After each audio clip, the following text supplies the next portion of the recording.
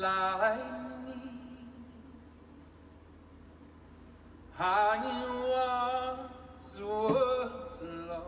He's not even good. But now All of them that sang, I didn't know what they sing. You didn't move me.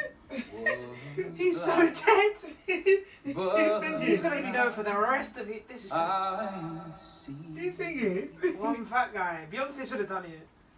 when we He's gonna be my mask on because Beyonce's been singing now. there He dead. 10,000 He's not dead. Jennifer Lopez sing Lady Gaga, but Lady Gaga move a little bit. Hold on. as the sun. We've no less days to see God's grace Leave the man alone because than when we first begun. If I can ask you to sing this last verse with Surely me, you've been practicing not just for the people ages. here, This is what he's done. but the people at home, at work, as one, united. Amazing grace, So dead. how sweet the Is that Lady Gaga? sound that saved a wretch yes, like me. I was lost, but now I'm found. Was blind, but now I see. people at home.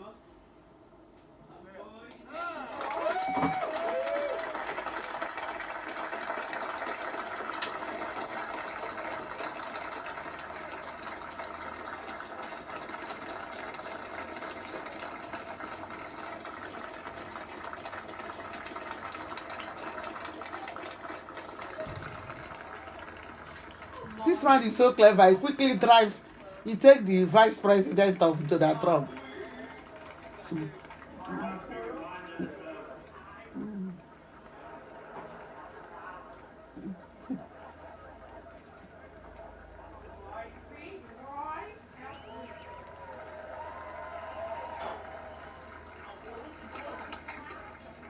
Hard not to be reminded of President Obama's singing that same song at the Mother Emanuel Church.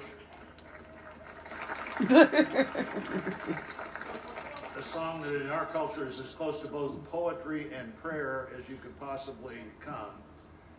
And we're going to finish with those two things. Let me introduce Amanda Gorman, our nation's first ever national poet Wait, where's the laureate. huge trays?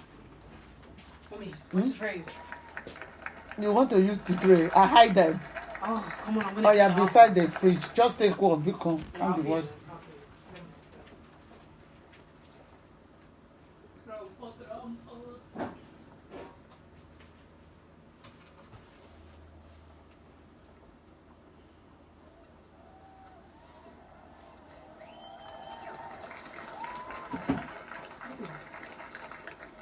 Mr. President, Dr. Biden, Madam Vice President, Mr. Emhoff, Americans, and the world. When day comes, we ask ourselves, where can we find light in this never-ending shade? The loss we carry, a sea we must wade. We've braved the belly of the beast. We've learned that quiet isn't always peace, and the norms and notions of what just is isn't always just is.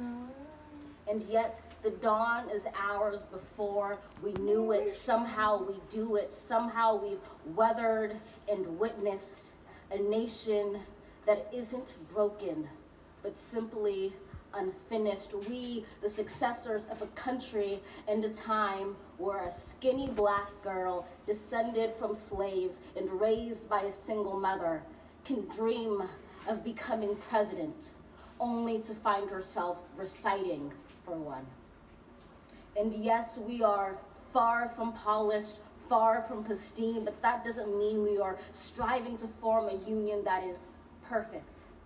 We are striving to forge our union with purpose, to compose a country committed to all cultures, colors, characters, and conditions of man.